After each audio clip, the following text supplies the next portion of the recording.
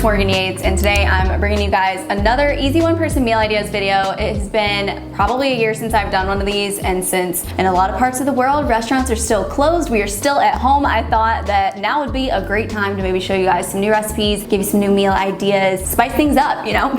All these recipes are either great for cooking one portion of them just for yourself, or they're things that reheat really easily and actually make for delicious leftovers, because there's so many cool recipes out there, but they're for a family of 5, you know? And like, I don't want to be eating the same thing every single night of the week. So today where we're going with this video, first I'm going to show you, if you haven't seen yet from my vlogs, I'm showing you my favorite avocado toast recipe that I've been making every single day for breakfast for the past 5 months now. I'm showing you my favorite smoothie recipe of the moment that I think is a little bit unique. Then I'm taking you through a bunch of like dinner recipes that could be lunch as well. We've got a yummy sweet potato grain bowl recipe, a soy salmon recipe, my favorite pasta of the moment, which is a pesto gnocchi with some delicious veggies. I'm showing you my favorite way to make tacos, or in this case I just put it on nachos. And lastly, I'm showing you my favorite side dish of the moment, which are these delicious lemon honey balsamic Brussels that you roast in the oven. So we're gonna go through all of that. If this is the first video you're seeing of mine, I would love if you would subscribe and stick around, and please leave a comment below with any meal ideas that you have for me, because now I'm ready to spice things up because I'm kind of tired of these things. So let's just go ahead and hop right in. So first up, a quick and easy, this is my favorite thing to make every day for breakfast. If you're tired of your same boring breakfast recipe, or even if you make avocado toast and you are not in love with it, then you are making it wrong. So this recipe is packed with flavor. I think a big key here is that the bread I use is sourdough bread. Sourdough is just the superior bread. So just toast that up, and while it's cooking, I go ahead and make my egg. So I like mine kind of over easy, over medium. I just crack it right there in the pan, and then I'll usually put this lid on top just to kind of keep the heat in there. And then once it's solidified enough to flip over, I'll give it a little flip, and I'll keep it on that side for not very long at all, just enough to kind of like harden the yolk a little bit on that side, because I do like my yolk to be a little runny. While the egg is still cooking, I'll put my avocado onto the bread. I usually use 1/3 to 1/2 of an avocado each day, I would say. Depends on the avocado size. And then when my egg is done, I put it on top, and here is the key. Here's where the flavor comes in. I top all of this with some balsamic vinegar, not even a balsamic glaze, just balsamic vinegar and chili flakes. I load these on, so this does get pretty spicy, but you can put them on in moderation if you're worried. I don't know what it is, guys, but this flavor combination is unreal. So many of you guys have tried this from vlogs and DM'd me and said you loved it. My roommate loves it. Something in this is addictive, and you will want it every single day. So proceed with caution, but I highly recommend you try this if you want to spice up your breakfast game. Now for my favorite smoothie of the moment, this is a mint chocolate protein smoothie. It's super delicious. What you're gonna need is some spinach, some fresh mint. Mine looks a little bit dark because I actually keep it in the freezer so that it lasts longer. You're gonna need some banana. Again, I have this big bag of frozen bananas that I always have on hand. And then a milk of choice, I'm using Trader Joe's oat milk. And then you need your chocolate agent. So I'm using this chocolate protein powder that actually has a really good taste. And then nothing is too complicated here. You just add everything in. I usually blend that up, and then if it's too runny, then I'll add in some ice, and it will just end up being a really pretty green color from the spinach, so you're getting some veggies, but the mint chocolate taste is gonna be kind of like the flavor profile of this smoothie. So yeah, quick and easy. I just pour it over into a little glass. If I'm feeling fancy, then I'll top it with a little mint sprig again. I think it is so delicious, and it's just an upgrade from your typical strawberry banana or like berry smoothie. Yeah, I've been looking for fun ingredients to spice those up, and mint is one of them. Now for our first dinner recipe, I've been really into grain veggie bowls lately. You could of course add a protein here if you want to. One that is super easy to make and just packed with flavor, even though it's gonna seem super simple, is just this sweet potato kale quinoa bowl. So what you're gonna need is just a sweet potato, some kale, some quinoa, your oil of choice. I'm using avocado oil. As you can see, I have like my whole seasoning cabinet out because the flavor key in this recipe is the sweet potato. So we're gonna be seasoning that to perfection. She is gonna taste delish. We've got a lot of options. Whatever you have on hand, you can definitely make work. But I am gonna make my sweet potatoes a little spicy, and then to top it all off, I have some avocado and some hummus. So I'll explain that a little bit later. Hopping right in, first I'm gonna start with my quinoa. If you have not made quinoa before, it's a 1:2 ratio of quinoa to water. So while I get my quinoa on there and I'm waiting for it to boil, I go ahead and chop up my sweet potatoes. The amount I'm making here is actually gonna be for 2 servings. So I end up eating about half of the sweet potato in my one bowl. So first thing you wanna do is go ahead and start preheating your oven. I think I put this on like 400 degrees or so. So I just cut up my sweet potato into the bite-sized pieces that I'm gonna want. And then I add some avocado oil, and then we're going in with the seasoning. So if you've not tried this Trader Joe's umami seasoning, I think it's so good and savory and packed with flavor. So I'm adding some of that. And then my spicy agent, I'm going with some cayenne pepper. I really went in with this, so it was really spicy. But again, at the end, we're adding some hummus or avocado to hold everything together, but also just kind of like a cool down agent. So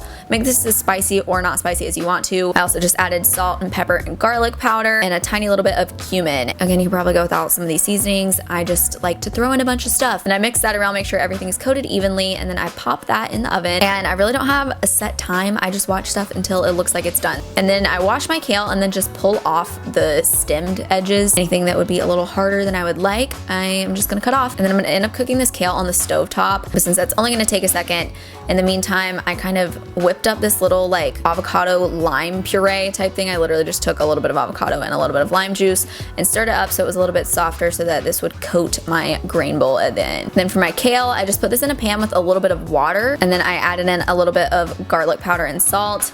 Nothing crazy, stirred it around, and then I put that lid on, and it's just gonna kind of like steam in there and get soft because we don't want hard kale in our grain bowl. And again, most of the flavor in this dish is gonna come from the sweet potatoes anyway, so we don't really need to do anything crazy with this kale. And then once my quinoa is done, my sweet potatoes are done, I'm just gonna add in a base of quinoa to my bowl, and then I'm gonna add in half of my sweet potatoes. They're so delicious. I'm gonna add in a bunch of this soft, yummy kale, and then as you can see, I'm just adding some of this avocado on top, and then I'm adding a spoonful of hummus. And if this is really random to you, you definitely don't have to do that. But since this is just a bunch of quinoa, I like having some things in here that I can stir around that's gonna kind of hold everything together. And then I also topped with a little bit of nutritional yeast, which you don't have to do, and then a few red pepper flakes because I'm crazy and I like things really spicy. So it does not look cute, I am aware, but this is delicious and such a nutrient-rich, very hearty, filling meal. Next up, my salmon recipe. I am obsessed with this. This is so good and so easy. You need some veggies of choice that are going to go into like a fried rice base type thing. So I'm using broccoli and mushrooms and onion. I had some green onion that I already had on hand that I'm just gonna use a little bit to top this with in the end, but I wouldn't go out and buy some green onion just for this. I have my salmon. For seasonings, we don't need anything crazy. I just have salt, pepper, and garlic powder. And then for a little sauce we're gonna have on the salmon, I have a lemon,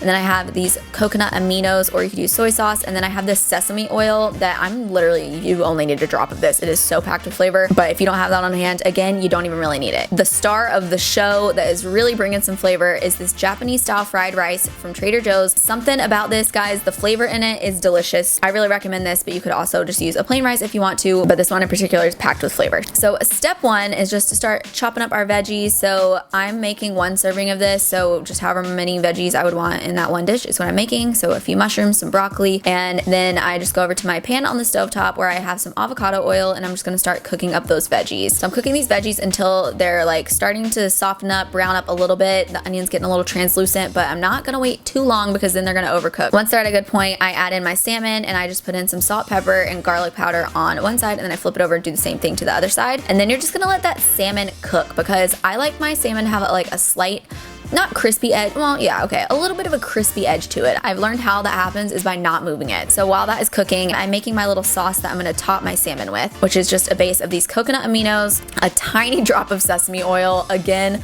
this is so easy to overdo it with. That stuff is powerful. And then some lemon juice. You can even add in a little honey. I actually did go in and add some honey to this. I decided I needed it. So I'm just stirring it up, tasting it. She tastes good. So that's gonna be our little salmon sauce. Then when the edge of my salmon starts to look like this, I give it a flip so it'll cook on the other side.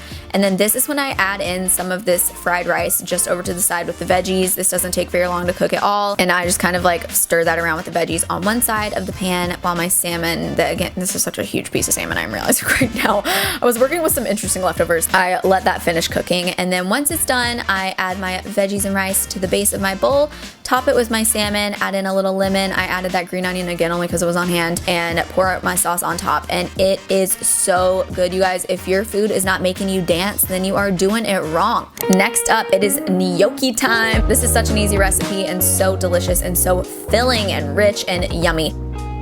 This is really good. Whoa. If you can't tell, broccoli and mushrooms are my favorite vegetables, but you can use anything else with this as well. You'll need your cauliflower gnocchi or any other kind. I have some Parmesan cheese that I'm gonna add on top. Totally optional. You honestly don't really need it. And then the star of the show here is this Trader Joe's vegan kale, cashew, and basil pesto. This is so delicious. I don't know how I didn't discover it sooner. Really recommend picking that up and adding it to any kind of pasta. Over here, I am boiling some water, and that's gonna be how I cook my gnocchi. Basically, you just put it in there, and then once it's done, it rises to the top, and that's how you know it's done. You really don't have to do anything. So that's gonna cook over there. And then in my pan with some avocado oil, I'm just gonna cook up my broccoli and mushrooms that I've already chopped up, season in it with the usual, just a little salt, pepper, garlic powder. That's just my go-to basic seasoning when I'm gonna be adding in other flavors. And again, the pesto is really gonna be the star of the show. So once that is all cooked up how I like it and my gnocchi is rising to the top, I know it's done. And then I'm just gonna scoop it right out of my pot and put it over into the pan with the veggies. And then right there is also just gonna be where I add in a spoonful or two of my pesto. This goes a long way. It is so packed with flavor. And then I'm just gonna transfer that over into my bowl, grate a little bit of fresh Parmesan on top. And you guys, this is so good, such a rich meal. And this is something that takes like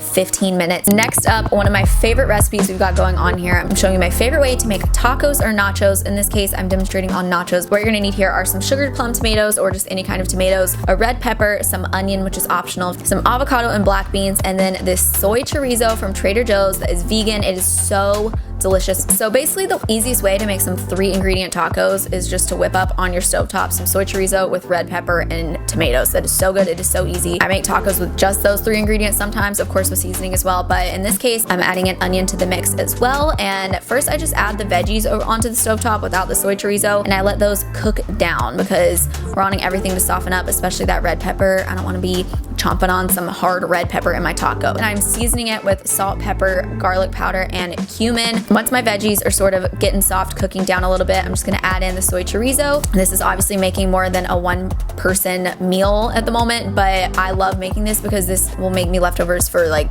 2 or 3 meals after the fact. And all this reheats so well. So once the soy chorizo is in, I usually do add a little bit more cumin. I also add in some black beans, not the whole can, but a little bit. And you can either stick this in tacos with your toppings of choice, or again, just on top of tortillas. And I just create a little even layer, chop up a little bit of avocado. If I have some jalapeno on hand, I'll put that on top. One time I put mango on top, that was delicious. If you have any kind of cheese you'd like, trust me, this is so delicious. Everyone I've made these kind of tacos for loves it. And it's just such a step up from your typical like turkey or ground beef tacos. And lastly, just a bonus side dish. This is my favorite way to make Brussels sprouts at the moment. If you aren't making your Brussels this way, you are missing out.